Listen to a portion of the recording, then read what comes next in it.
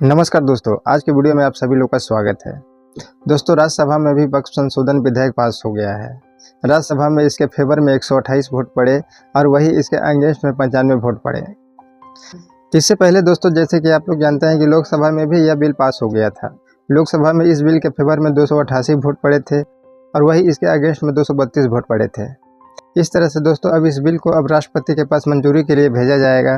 जैसे ही इसे राष्ट्रपति की मुहर मिलेगी, यह बिल एक कानून बन जाएगा और फिर यह कानून देश के वक्फ की संपत्तियों पर लागू हो जाएगी। दोस्तों, वक्फ संशोधन बिल के कानून बनते ही वक्फ बोर्ड में कई बड़े बदलाव होंगे। इनमें से कुछ बदलाव ऐसे हैं जिनकी चर्चा सोशल मीडिया पर खूब हो रही है, जिसको लेकर कहा जा रहा है कि कानून बनने के बाद यह कानून वक्फ बोर्ड या उसके लोगों को सबसे ज़्यादा परेशान कर सकते हैं। तो आइए दोस्तों, आज के वीडियो में हम जानते हैं कि क्या क्या है वह बदलाव जिसका चर्चा चारों तरफ हो रहा है। तो दोस्तों, आप मेरे साथ वीडियो में अंत तक बने रहे। तो चलिए वीडियो स्टार्ट करते हैं।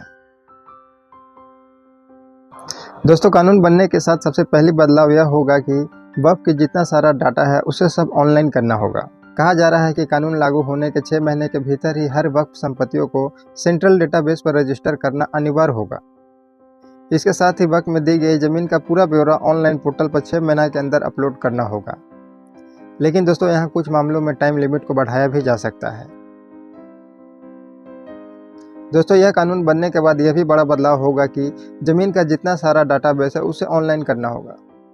कहा जा रहा है कि वक्फ को डोनेशन में दी गई हर जमीन का ऑनलाइन डेटाबेस उपलब्ध करवाना होगा और वक्फ बोर्ड इन प्रॉपर्टी के बारे में किसी बात को छिपा नहीं पाएगा। इसके अलावा दोस्तों, किस ज़मीन को किस व्यक्ति ने डोनेट किया, वही ज़मीन उसके पास कहां से आई, वक्फ बोर्ड को उससे कितनी इनकम होती है, उस प्रॉपर्टी को देख रेख करने वाले मुतब्बिल को कितनी तनख्वाह मिलती है, ये सभी जानकारी अब ऑनलाइन पोर्टल पर उसे देनी होगी। इससे कहा जा रहा है कि वक्फ बोर्ड की प्रॉपर्टी में ट्रांसपेरेंसी आएगी और वक्फ को होने वाला नुकसान भी कम होगा। दोस्तों, वक्फ बोर्ड में 2 मुस्लिम महिलाओं को शामिल करना यह बड़ा बदलाव के रूप में देखा जा रहा है। दोस्तों, राज्यों के वक्फ बोर्ड में अब 2 मुस्लिम महिलाएं और 2 गैर मुस्लिम सदस्य को भी अब शामिल किया जाएगा। इसके साथ ही इसमें शिया, सुन्नी और पिछड़े मुस्लिमों से भी एक सदस्य को जगह देना जरूरी हो जाएगा।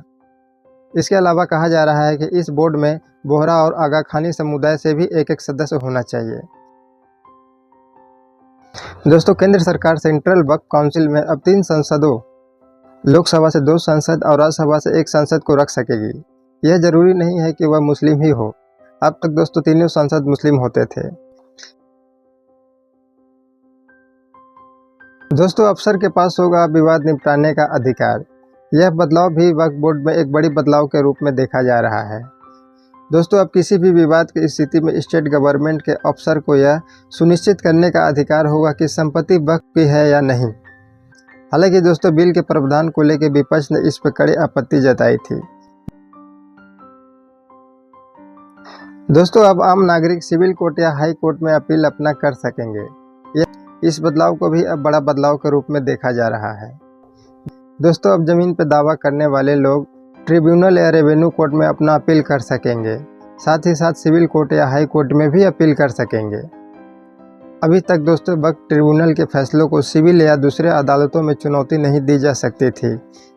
लेकिन अब दोस्तों, इस मामले में वक्फ ट्रिब्यूनल के फैसले के खिलाफ 90 दिनों में रेवेन्यू कोर्ट, सिविल कोर्ट या हाई कोर्ट में अपील दायर करने का लोगों के पास अधिकार होगा। दोस्तों, अब सरकार के पास होगा वक्फ के खातों को ऑडिट करने का अधिकार। इस बदलाव को भी एक बड़ा बदलाव के रूप में देखा जा रहा है। दोस्तों, कहा जा रहा है कि अब कह गया सरकार की तरफ से नियुक्त ऑडिटर वक्फ प्रॉपर्टी को अब ऑडिट कर सकेंगे।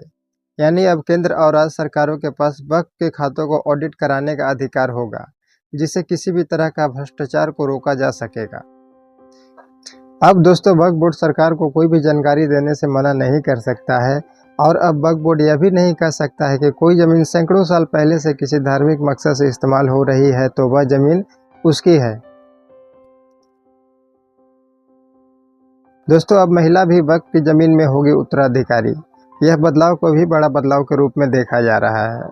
दोस्तों, इस बदलाव के अंतर्गत अब कोई भी व्यक्ति उसी ज़मीन को डोनेट कर पाएगा जो उसके नाम पर रजिस्टर होगी। वक्फ भी ऐसी संपत्ति पर अपना दावा नहीं कर पाएगा जहां कोई व्यक्ति किसी और के नाम की रजिस्टर्ड ज़मीन को दान देता हो। यहाँ पे दोस्तों एक बात और ख़ास है कि अब वक्फ अल औदा के तहत महिलाओं को भी वक्फ की ज़मीन में उत्तराधिकारी माना जाएगा। यानी जिस परिवार ने वक्फ की ज़मीन वक्फ अल औदा के लिए डोनेशन दी है, उस ज़मीन से होने वाली इनकम सिर्फ उस परिवार के पुरुषों को ही नहीं मिलेगा, बल्कि उसमें महिलाओं का भी हिस्सा होगा। इसे दोस्तों आसान भाषा में समझे तो अब यह होगा कि कोई भी मुस्लिम व्यक्ति अपनी ज़मीन जायदाद को वक्फ को दान करना चाहता है तो दान करने से पहले उसे अपने परिवार के महिलाओं को हिस्सा देना पड़ेगा। यानी दोस्तों इस बिल में महिलाओं, विधवा और अनाथ का अधिकार का पूरा ख्याल रखा गया है। दोस्तों अब प्रॉपर्टी का ब्यौरा राजस्व रिकॉर्ड में दर्ज कराना होगा। इस बदलाव को भी एक बड़ा बदलाव के रूप में देखा जा रहा है।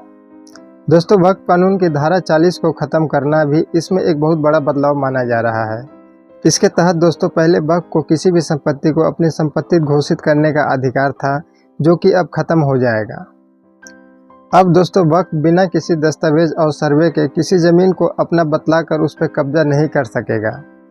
इसके अलावा दोस्तों अब से किसी भी सरकारी ज़मीन को वक्फ की प्रॉपर्टी नहीं मानी जाएगी। यह नियम उन सरकारी प्रॉपर्टी पर भी लागू होगा जिन पर पहले से ही वक्फ का दावा और कब्जा है। तो दोस्तों आज के वीडियो में बस इतना ही। फिर मिलते हैं किसी अगली वीडियो के साथ, तब तक के लिए नमस्कार।